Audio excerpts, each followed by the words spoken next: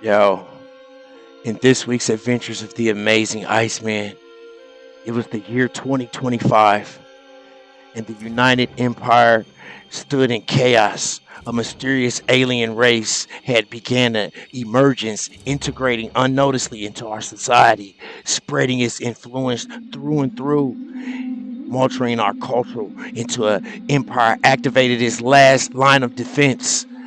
The commanders, Tom Homan, the Iceman, and his commanding alien force, the Ice Agents. But this time, the threat wasn't just from above. As Tom Homan mobilized his alien command forces to intercept the emergence invasion, a growing faction within the United Empire began. The Sanctuary Sector, led by pacifist prime ministers like Prime Minister Brandon Johnson of the Chicago section. They began pushing back. Cloaked in robes of diplomacy, they claimed that the emergence were refugees.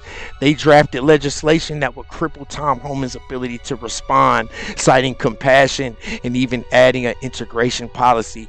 And for those reasons, they halted his military actions.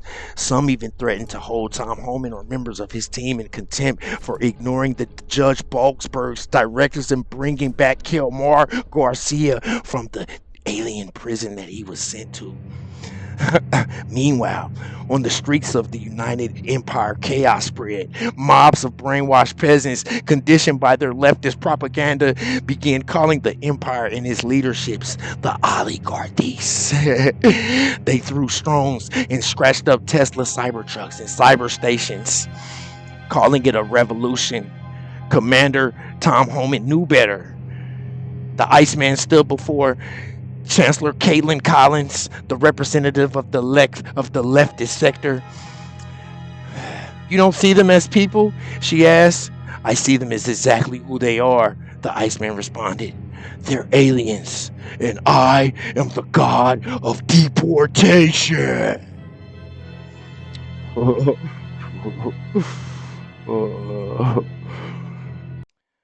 Yo, I'm gonna go to hell. I keep on recording, keep on doing this Iceman series. I got to stop. I'm just too ignorant. I'm too ignorant. It's just getting worse and worse though. But yo, this is a new interview between Tom Homan and Caitlin Collins, CNN anchor. Um, Check it out. He basically she's going in about stuff like Kilmar Garcia, about him not, complying with Judge Boasberg's directives, and he basically just tries to.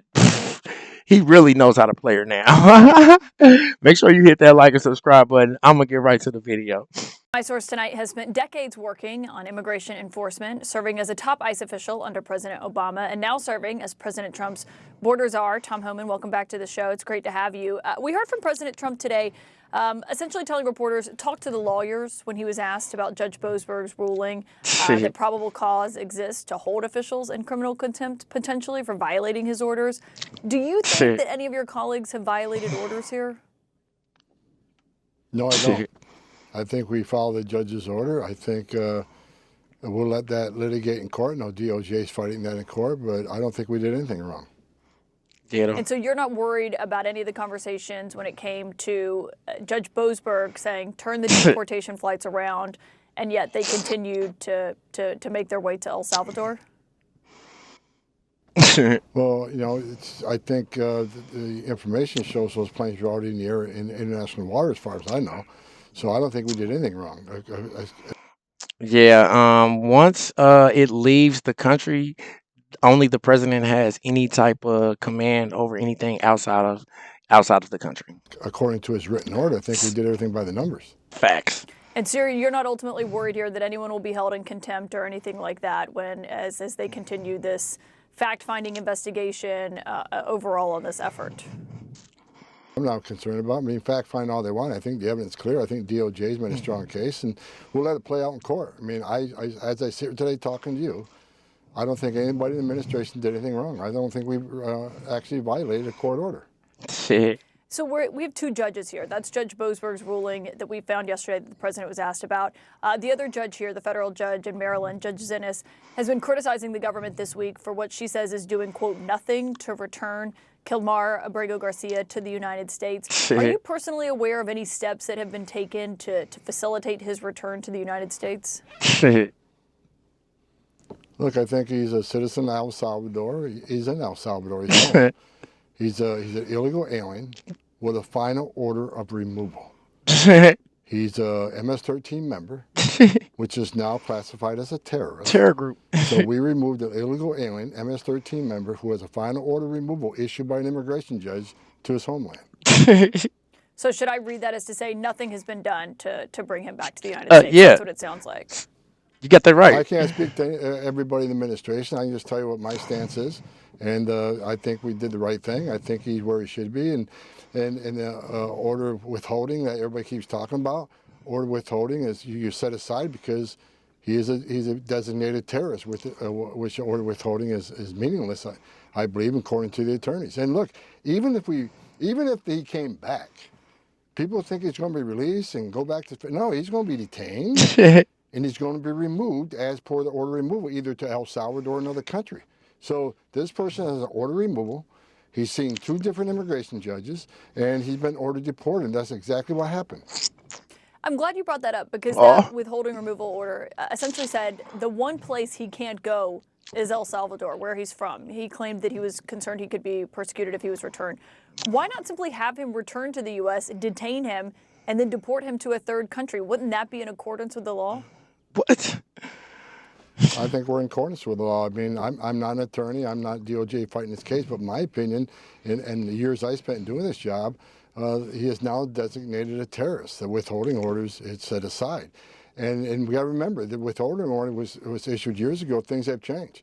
El Salvador is one of the safest countries in the region because of the steps President Bukele take.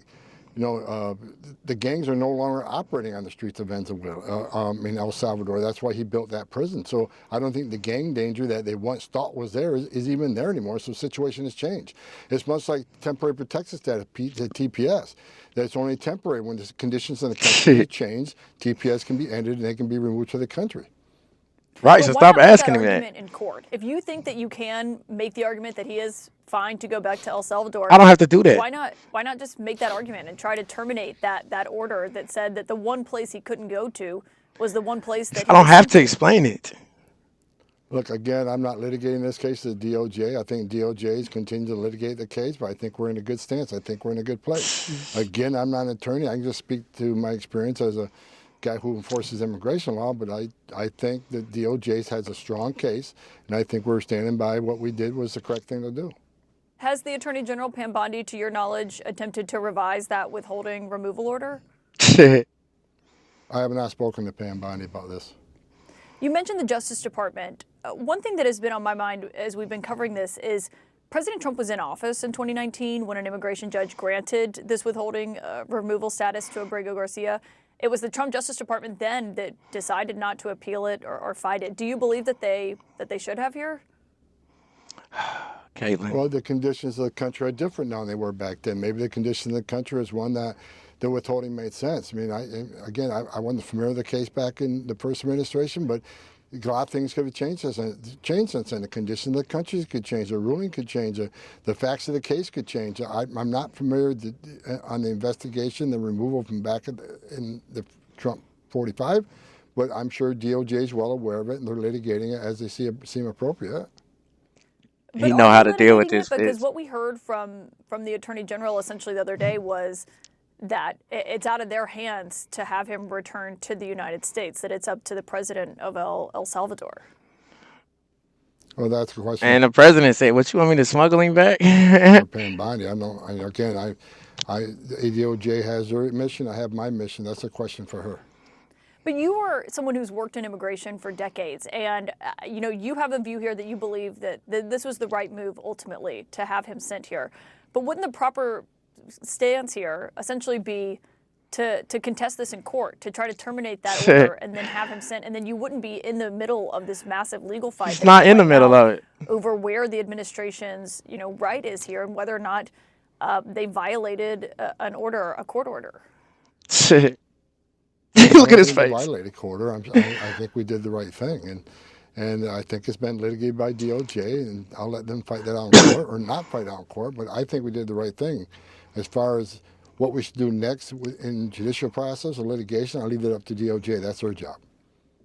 Yo, ever since Tom Homan, the Iceman, was appointed to the alien commander of the ICE unit, there's been a lot of pushback against his agenda. The sanctuary sector, a powerful coalition of pacifist leftist politicians and prime ministers, began pushing this legislation to stop and block Tom Homan's movements, claiming that this deportation is not deserved, especially for aliens like Kilmar Garcia.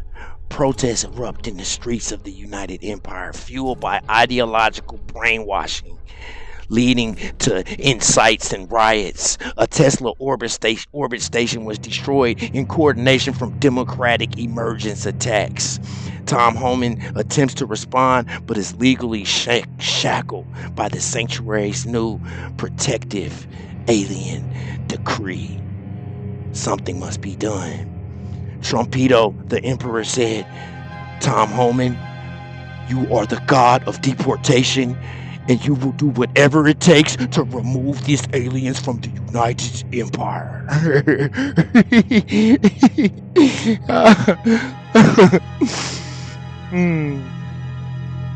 All right. I'm gonna stop. I'm gonna stop doing that.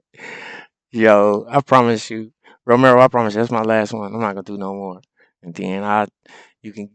Well, I might do one more. If he ever do another one with Kaitlan Collins, I'm gonna do one more. But other than that, I'm not gonna do no more. But that's why I had to end with the soundtrack. To all my people, all across the world. Like I always say when I do this, if it was up to me, I would not kick you out of this country. But it's not up to me. It's up to Trumpito. And despite whether this is right or wrong or good or bad, it's definitely distasteful. But everybody needs to just accept that it is clearly happening. And Tom Homan, the Iceman, he's serious business. Don't be around when he comes around. Right now, he's just looking for people who are criminals. So like if don't hang around no criminals if your papers ain't together. Yo, I hate Kaitlan Collins asking the same old questions over and over again. Like, is she stupid or something? She asks the same question. What? She like, so you know 10 times. Why can't this girl hear? Little strong face ass. Yo, tell me what y'all think in the comments. My name is Marcus. You've been watching the Marcus Russell Show. Make sure you hit that like and subscribe button. Until next time. Peace.